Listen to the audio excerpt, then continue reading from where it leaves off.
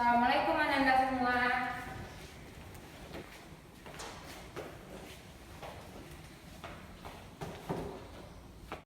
Gimana kabarnya hari ini? Apakah semuanya baik?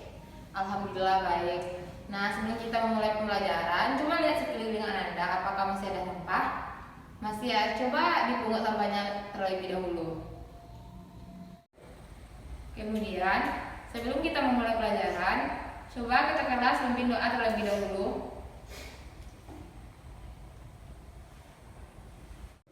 Nah, sebelum masuk ke pembelajaran hari ini, Ibu mau nanya, siapa yang masih ingat pembelajaran minggu lalu? Coba Ustaz. Nah, benar, tentang konsep pengukuran besaran dan satuan.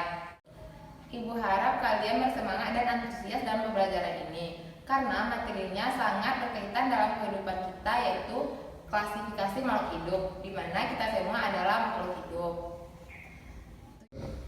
Yang mana tujuan pembelajaran kita pada hari ini, yang pertama yaitu mendefinisikan makhluk hidup dan makhluk tak hidup, yang kedua menjelaskan ciri-ciri makhluk hidup, kemudian mengklasifikasikan makhluk hidup dan menjelaskan bagian-bagian dan fungsi dari mikroskop. Tapi cakupan kita pada hari ini kita hanya membahas yaitu definisi makhluk hidup dan tak hidup serta ciri-ciri dari makhluk hidup. Materi yang pertama yaitu mendefinisikan makhluk hidup dan makhluk tak hidup. Makhluk hidup adalah suatu organisme yang terdiri dari unit kecil atau sel, kemudian sel-sel tersebut bergabung menjadi jaringan, dan jaringan-jaringan yang berbeda akan membentuk suatu organ. Kemudian ketika organ-organ tersebut berfungsi dan bergabung menjadi sistem organ, lalu sistem organ tersebut akan berfungsi dalam sesuatu yang memiliki kehidupan. Nah, kemudian yaitu makhluk tak hidup. Makhluk tak hidup ini merujuk pada benda-benda yang tak hidup karena mereka tidak menunjukkan adanya sifat-sifat kehidupan seperti bereproduksi, perkembangan, respirasi, pencernaan, dan lain-lain. Biasanya makhluk tak hidup ini diciptakan atau diproduksi dari benda-benda yang tak hidup seperti kayu, plastik, dan lain-lain. Kemudian kita masuk pada ciri-ciri makhluk hidup. Ciri-ciri makhluk hidup yang pertama yaitu bernafas, di mana bernafas adalah proses menghirup oksigen dan mengeluarkan karbon dioksida. Bayangkan kalau kita kekurangan oksigen, pasti kita akan merasakan sesak nafas. Ciri-ciri yang kedua yaitu memerlukan makanan dan minuman. Setiap makhluk hidup memerlukan energi, dan energi tersebut kita dapatkan dari makanan dan minuman. Makanan itu berfungsi untuk pertumbuhan, mengganti sel yang rusak, dan minuman berfungsi sebagai pelarut di dalam tubuh. Coba Anda bayangkan jika Anda tidak makan, apa yang terasa? Lapar. Jika dibiarkan secara terus-menerus, kita akan menjadi pusing. Jadi makanan itu penting untuk makhluk hidup.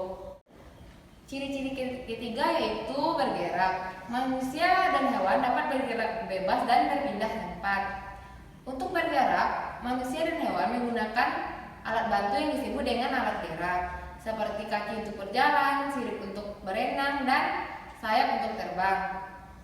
Contohnya, Ananda dari gerbang sekolah menuju ke dalam kelas, itu kan berpindah tempat. Jadi, Ananda termasuk pada makhluk hidup. Kemudian ciri-ciri selanjutnya yaitu tumbuh. Tumbuh merupakan perubahan ukuran organisme karena bertambahnya sel-sel dalam tubuh. Contohnya pada kita manusia, dari tinggi kita 120 cm menjadi 150 cm, pada kucing dari berat 6 kg menjadi 10 kg, dan pada tumbuhan misalnya volumenya 2 cm menjadi 4 cm.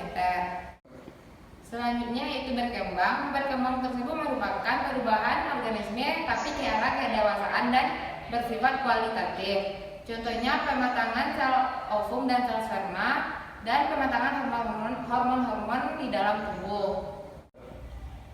Nah, coba Anda perhatikan meja kelas ini dan pohon yang ada di luar kelas kita.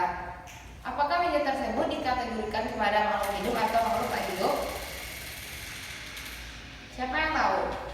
Iya, Weni. Makhluk tak hidup. Kenapa dikatakan makhluk tak hidup? Karena ia tidak bergerak, tidak memerlukan makanan dan minuman, dan tidak tumbuh dan berkembang. Apakah semua sepakat meja termasuk ke dalam band data hidup? Ya, meja tidak termasuk band data hidup karena tidak menunjukkan sifat-sifat kehidupan. Kalau pohon yang ada di luar kelas kita termasuk iya makhluk hidup karena dia bernafas, tumbuh. Ya, benar sekali. Kemudian, coba sebutkan apa-apa saja makhluk hidup yang Anda ketahui. Kucing, burung, sapi, dan lain-lain.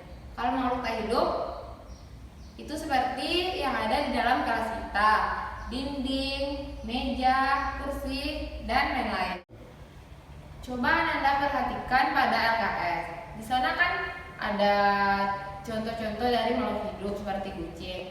Nah, pada saat kita di rumah, kita sering melihat kucing dan kita tuh tidak boleh seperti menendang kucing, melempar anak kucing karena dia termasuk makhluk hidup.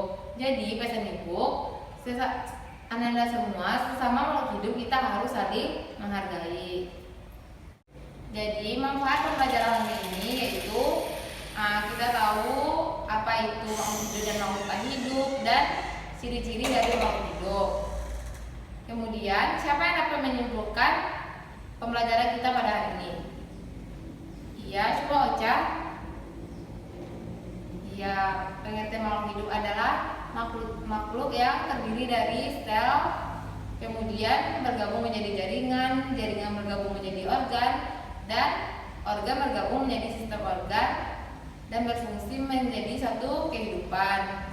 Kemudian makhluk tak hidup adalah makhluk yang merujuk pada benda-benda tak hidup yang tak menunjukkan sifat kehidupan. Kemudian ciri-ciri makhluk hidup tadi ada bernafas, memerlukan makanan minuman, dan bergerak, tumbuh dan berkembang. Kemudian ibu sangat senang sekali mengajar di kelas ini karena Ananda semua itu sangat aktif dan bersemangat ceria dalam mengikuti pelajaran. Semoga pada pertemuan selanjutnya Ananda lebih aktif lagi dan lebih bersemangat lagi. Baiklah, sebagai evaluasi kita pada hari ini, coba Ananda keluarkan kertas 1 lembar. Apakah sudah semuanya?